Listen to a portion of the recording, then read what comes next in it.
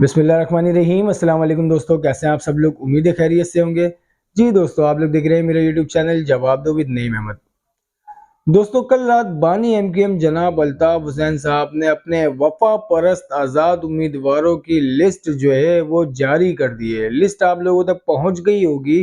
अब जी ये जो आज़ाद उम्मीदवार हैं या यूं कह लें एमकेएम इंटरनेशनल जो है वो अपनी अब इलेक्शन कैंपेन कैसे चलाएगी और ये आज़ाद उम्मीदवार असल में है कौन, इनका ताल्लुक क्या है, किन कहाँ से, बैकग्राउंड इनका क्या है, इस पर भी बात करेंगे। और इसके अलावा एमकेएम पाकिस्तान ने एक जलसे की इजाज़त मांगी है।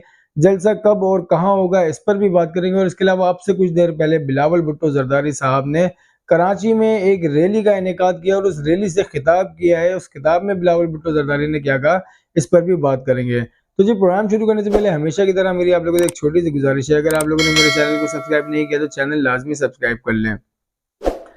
कल रात जो है एमकेएम इंटरनेशनल सेक्रेटेरिएट ने एक वीडियो ब्रीफिंग की और उस वीडियो ब्रीफिंग के जरिए अपने तमाम कराची और हैदराबाद के सूबाई और नेशनल असम्बली के जो तमाम हल्के हैं उनके वहाँ से जो उम्मीदवार आज़ाद उम्मीदवार अपनी हिमायत याफ्ता उम्मीदवार जो खड़े किए उन सब के नाम, उन सब का बैकग्राउंड और उन सब के जो इंतखाबी निशान है उसका ऐलान किया। उसके बाद जो है कराची की सियासत एकदम तब्दील होकर रह गई। आप सोशल मीडिया उठा के देखें, अभी जगह जगह सिर्फ और सिर्फ आज़ाद उम्मीदवारों के ही हलचल मची हुई है, आज़ाद उम्मीदवारों के ही चर्चे चल रहे हैं। और आज़ाद उम्मीदवार जिनके नाम कल अनाउंस किए गए हैं वो आज़ाद उम्मीदवार खुद अपनी इलेक्शन कैंपेन चलाना शुरू कर दिए। और इलेक्शन कैंपेन चलाने के लिए एमकेएम इंटरनेशनल ने एक तस्वीर जो है वो शाया की है और उस तस्वीर के हवाले से कहा है कि तमाम वफा परस्त लोग जो हैं वो इस तस्वीर को अपनी डीपी पर लगाएं। जो तस्वीर अभी आप मेरी स्क्रीन पर देख रहे हैं, इस तस्वीर के हवाले से क्या है कि ये तस्वीर तमाम वफा परस्त जो लोग हैं वो इस तस्वीर को अपनी तमाम डीपी पे लगाएं। जितने भी सोशल मीडिया के अकाउंट्स हैं उन सब पे ये तस्वीर जो है वो डीपी पर लगाएं लगाएं। अब इसके अलावा एमकेएम इंटरनेशनल ने एक और बड़ा काम किया है। एमकेएम इंटरनेशनल ने एक मोबाइल एप्लीकेशन भी लॉन्च की है और उस मोबाइल एप्लीकेशन का नाम है रेवोल्यूशन विद अल्ताफ हुसैन। जो उनका फेसबुक पेज भी है, जो बानी एमकेएम का यूट्यूब चैनल भी है, वो इसी नाम से एक मोबाइल एप्लीकेशन भी निकाली है और उस मोबाइल एप्लीकेशन के थ्रू जो है वो अपने इलेक्शन कैंपेन भी चलाएंगे। ये ऐसा शायद मेरी नज़र में पहली बार ऐसा हो रहा है कि कोई सियासी जमात जो है वो ऐसे वक्त पे आके अपनी इलेक्शन कैंपेन करने के लिए वो मोबाइल एप्लीकेशन लॉन्च करती है। ये भी एक अच्छा साइन है, एक अच्छा कदम उठाया है एमकेएम इंटरनेशनल ने। अब जी, वैसे तो बहुत सारे नुमाइंदे इन्होंने कल अपने जो है वो अनाउंस किए हैं। इनमें दो हल्के ऐसे हैं जहां पर बहुत सख्त मुकाबला होने वाला है। एक है डिस्ट्रिक्ट सेंट्रल का हल्का है एनए 248 और एक है एनए 242। एनए 242 से मुस्तफ़ा कमाल साहब एमकेएम पाकिस्तान के कैंडिडेट हैं। इसके अलावा जो एनए 248 से जो खालिद मकबूल सिद्दीकी साहब हैं वो वहाँ से एमकेएम पाकिस्तान के कैंडिडेट हैं। अब जी, इनके मद्दे मुकाबिल जो है अब तक की जो मैं आपको एक अभी जो मामलात हैं मैं उसके हवाले से बता रहा हूँ। ये जो कल ऐलान होने के बाद एनए 248 से जो इनके मुकाबले में बहुत ज़्यादा टफ टाइम दे सकते हैं खालिद मकबूल सिद्दीकी को, वो हैं निसार अहमद पंवर साहब। निसार अहमद पंवर साहब का जो इंतखाबी निशान है वो ताला चाबी बताया गया है और निसार अहमद पंवर के हवाले से बहुत ज़्यादा कैंपेन भी चलाई जा रही है। और निसार अहमद पंवर एक ऐसी शख्सियत हैं जिनको कराची में तमाम लोग ही जानते हैं। तमाम लोगों को पता है कि निसार अहमद पंवर का ताल्लुक किससे है, निसार अहमद पंवर जो है वो किससे लिंक में है और किसके वो ख़ास आदमी हैं। तो ये कराची के लोग बहुत अच्छी तरह जानते हैं, एनए 248 के लोग भी अच्छी तरह जानते हैं। और ये जो निसार अहमद पंवर है ये डॉक्टर खालिद मकबूल सिद्दीकी के लिए बहुत बड़ा ख़तरा बन सकते हैं। और इसके अलावा अगर हम बात, ये जो कल जो ऐलान हुआ है, इससे पहले ये समझा जा रहा था कि इनको जो टफ टाइम देंगे वो पीपल्स पार्टी के कादिर मंदुखेल देंगे। लेकिन कल ये ऐलान होने के बाद जो अब इतलात आ रही हैं कि वहाँ से जो आज़ाद वफा परस्त आज़ाद उम्मीदवार जिनका नाम बताया गया है वो नाम है अनवर खान तरीन का।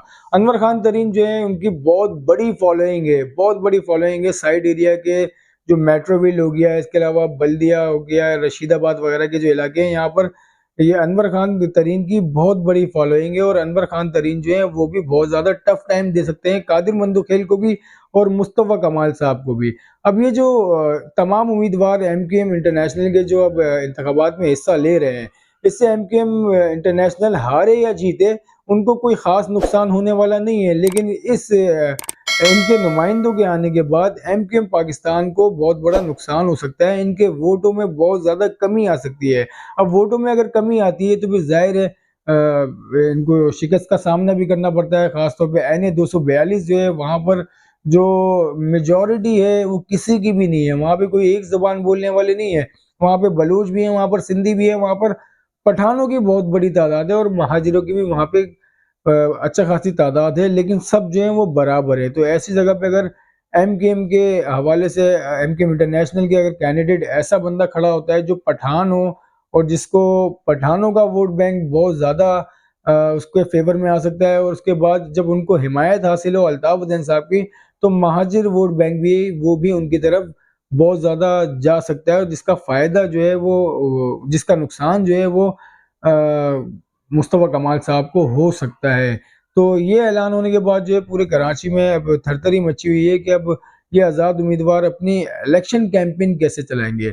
इलेक्शन कैंपेन चलाने के लिए अब इत्तलात ऐसी आ रही हैं, जैसे ही कल ये ऐलान हुआ है, बहुत सारी वीडियोज़ जो है वो वायरल हुई हैं हैदराबाद से। हैदराबाद से कुछ वफ़ा परस्तों ने रैलियाँ निकाली हैं और वो रैलियाँ कुछ इस तरह से हैं कि वो पैदल ही लोग जो है बगैर कोई झंडे के निकले हैं, उनके हाथों में कोई झंडा नहीं है, वो सिर्फ़ बानी एमकेएम के नारे लगाते हुए निकले हैं। उसके अलावा वही लोग जो हैं वो शोहदा कब्रिस्तान जो हैदराबाद का शोहदा कब्रिस्तान है, वहाँ पर जाके जो हैदराबाद के कैंडिडेट हैं, उन्होंने वहाँ पे जाके फातिहा खानी भी की है। इस तरह की वीडियोज़ जो है अभी वायरल हैं।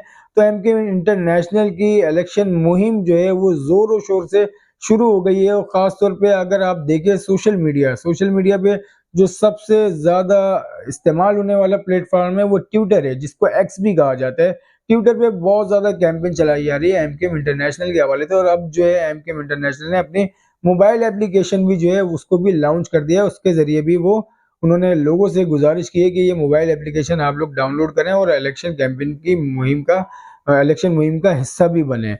तो अब देखते हैं जी एमकेएम इंटरनेशनल अपना नाम जारी करने के बाद और अपना कराची के हवाले से वो क्या हिकमत अमली पेश करते हैं। कुछ इत्तलात हैं ऐसी भी कि किसी भी वक्त आज तो नहीं लगता, लेकिन कल परसों किसी भी वक्त जो है एमकेएम अपनी कोई रैली भी निकाल सकती है। एमकेएम इंटरनेशनल वो रैली कहाँ से निकलेगी, कौन उसकी क़यादत करेगा, अब तक ये नहीं पता, लेकिन हैदराबाद की रैली निकली है। उसके बाद ये कहा जा रहा है कि एक बड़ी रैली जो है वो कराची में भी कभी भी नज़र आ सकती है। इसके अलावा ये भी खबरें सोशल मीडिया पे बहुत ज़्यादा गर्दिश कर रही हैं, बहुत ज़्यादा, कि जो पीटीआई के जो कैंडिडेट हैं कराची से, अब उनकी जो पोजीशन है वो बहुत ज़्यादा कमज़ोर है। एमकेएम पाकिस्तान के और पीपल्स पार्टी के हवाले से, जमात इस्लामी के हवाले से अगर पीटीआई को देखते हैं तो पीटीआई की पोजीशन अभी कराची में बहुत कमज़ोर है। उसको देखते हुए पीटीआई अपने जो उम्मीदवार हैं उनको बानी एमकेएम के जो वफ़ा परस्त उम्मीदवार हैं उनके हक में दस्तबरदार कर सकती है और पीटीआई जो है वो अनाउंस कर सकती है कि उनके जो वोटर है वो अल्ताफ हुसैन साहब के जो वफ़ा परस्त उम्मीदवार हैं उनको वोट डालें। इस तरह की भी खबरें जो हैं मुबैना तौर पर सोशल मीडिया पे अभी बहुत ज़्यादा चल रही है। उसके बाद जो है कल के दिन जो है कल आफाक अहमद साहब ने 6 फरवरी को एक बड़ा ऐलान करने का कहा है कि मैं एक बड़ा ऐलान करूँगा। उस बड़ा ऐलान के बाद कराची की सियासत जो है वो तब्दील हो जाएगी। तो अभी जो है कराची की सियासत रोज़ बरोज़ तब्दील होती जा रही है। कल बानी एमकेएम अल्ताफ हुसैन साहब ने कराची का तख्ता एकदम हिला के रख दिया। उसके बाद अब आफाक अहमद साहब को देखना पड़ेगा कि कल आफाक अहमद साहब क्या ऐलान करते हैं।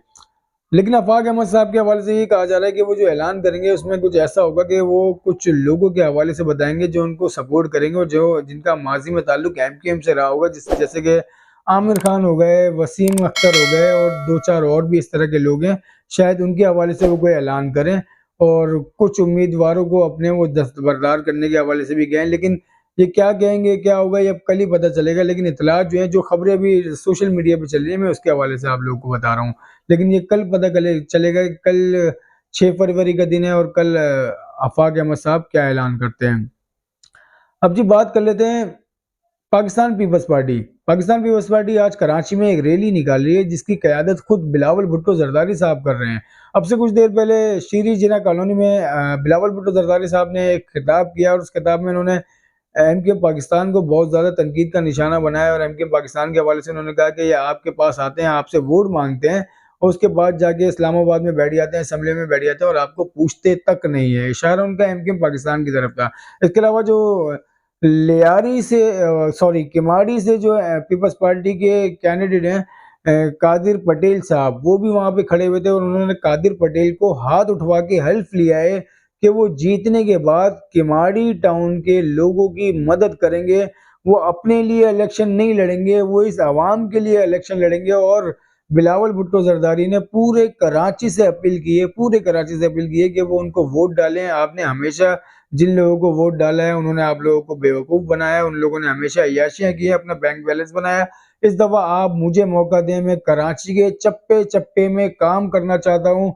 मैं और आसफा भुट्टो खुद कराची के चप्पे-चप्पे में विज़िट करेंगे और काम कराएँगे। आप हमें एक बार मौका ज़रूर दें। ये आज खिताब किया है अब से कुछ देर पहले बिलावल भुट्टो जरदारी साहब ने। तो जी ये थी अब तक की पूरी सियासी सूरत-ए-हाल कराची के हवाले से। और कुछ खबरें भी हैं इशरतुल इबाद के हवाले से भी, जो इल्ज़ाम लगाया था फैसल सब्ज़ारी साहब ने अपनी प्रेस कॉन्फ्रेंस में, जो एक ऑडियो सुनाई थी, उस ऑडियो के बारे में मैं आपको पहले बता चुका हूँ। तो वो जो ऑडियो सुनाई थी उसके ऊपर जो है वो इशरतुल इबाद साहब का भी बयान आ गया, उनका भी रद्द-ए-अमल आ गया। उन्होंने एमके पाकिस्तान को कहा है कि वो जी ये सब फ़ज़ूल चीज़ें हैं, ये ना करें। अब जब से मैंने गवर्नरशिप छोड़ी है, मैं लंदन गया ही नहीं हूँ, मेरी किसी से कोई मुलाकात नहीं हुई। आप ये सब प्रोपेगेंडा छोड़ें, आप अपनी इलेक्शन मुहिम की तरफ तवज्जो दें, अपनी इलेक्शन मुहिम चलाएँ। ये कहा है डॉक्टर इशरतुल इबाद ने। और इसके अलावा एक और एमकेएम के साबिक रहनुमा है वासिफ जलील।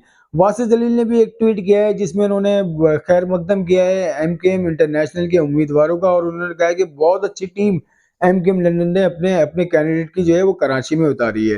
ये वासिफ जलील का कहना है। अब जी बात कर लेते हैं एमकेएम पाकिस्तान जो है, एमकेएम पाकिस्तान ने कराची में एक जलसा करने की इजाज़त मांगी है और वो जलसा किया जा रहा है 90 के करीब, जो जिना ग्राउंड था जहाँ पे एमकेएम के जलसे हुआ करते थे।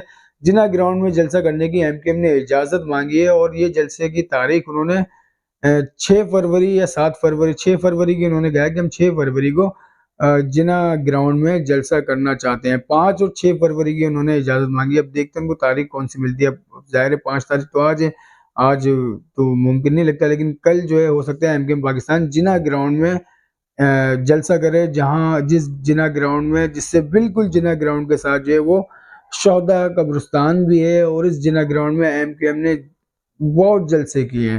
तो अब देखते हैं अगर एमकेएम पाकिस्तान को जलसे की इजाज़त मिलती है तो ये एमकेएम पाकिस्तान अपना जलसा कैसा करती है। अब तक की जो पूरी कराची की सियासत की सूरत-ए-हाल है वो यही है और भी कुछ खबरें हैं उसको अपने अगले व्लॉग पे रखेंगे। शाम तक बहुत खबरें आने वाली हैं, इंतज़ार करिएगा। बहुत ब्रेकिंग न्यूज़ हैं वो आज के दिन आप लोगों को मिलने वाली है। ये व्लॉग आप लोगों को कैसा लगा अपना फीडबैक लाज़मी दिएगा और हो सके तो मेरे यूट्यूब चैनल को लाज़मी सब्सक्राइब करें। मुझे इजाज़त दें। अल्लाह हाफ़िज़।